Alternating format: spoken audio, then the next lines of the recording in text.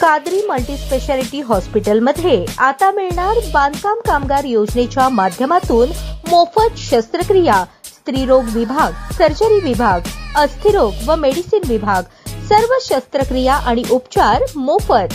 पत्ता plot number 10, Majrewadi, नई जिंदगी रोड, अथर्व मंगल कार्यालयाजवळ, सोलापूर। अक्कलकोट तालुक्याचे माजी आमदार तथा भाजपचे ज्येष्ठ नेते, पोलादी पुरुष आणि सहकारातील खंबीर नेतृत्व सिद्धरामप्पा पाटील यांचे गुरुवारी रात्री अल्पशा आजाराने सोलापुरातील खासगी रुग्णालयात निधन झाले। वयाच्या 88व्या वर्षी त्यांनी अखेरचा श्वास घेतला। त्यांच्या निधनाने अक्कलकोट तालुक्यासह राजकीय, सामाजिक आणि सहकार क्षेत्रात शोककळा पसरली। त्यांच्या पार्थिवावर त्यांच्या मूळ गावी अक्कलकोट तालुक्यातील कुमठे येथे शुक्रवारी दुपारी 3 वाजता अंत्यसंस्कार करण्यात येणार आहेत। सिद्धरामप्पा पाटील यांच्या निधनाचं वृत्त समजताच राज्याचे मुख्यमंत्री, उपमुख्यमंत्री यांच्यासह अनेक नेत्यांनी आणि विविध क्षेत्रातील मान्यवरांनी तीव्र शोक व्यक्त करत श्रद्धांजली अर्पण केली। सिद्धरामप्पा पाटील यांनी प्रतिकूल परिस्थितीत मोठा संघर्ष उभा करून अक्कलकोट तालुक्यात भाजपची बांधणी केली। इतकेच नव्हे तर तालुका भाजपमय केला। सहकार क्षेत्रातील त्यांचं कार्य हे सामान्य जन आणि शेतकऱ्यांना दिलासा देणारं, मोठा आधार देणारं होतं। शेतकरी केंद्रस्थानी ठेवून आयुष्यभर त्यांच्यासाठी झटणारं एक खंबीर नेतृत्व आज काळाच्या पडद्याआड गेलं, अशी भावना व्यक्त करण्यात आली। गावच्या सरपंच पदापासून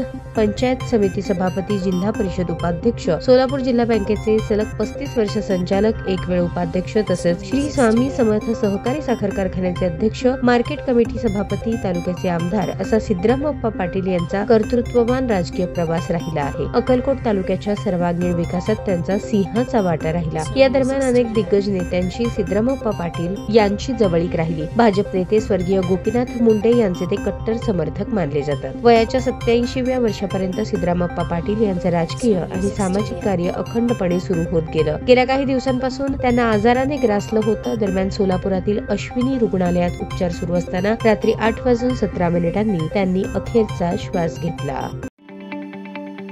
ताज्या बातम्या पाहण्यासाठी प्राईम महाराष्ट्र न्यूज चॅनलला सबस्क्राईब करा।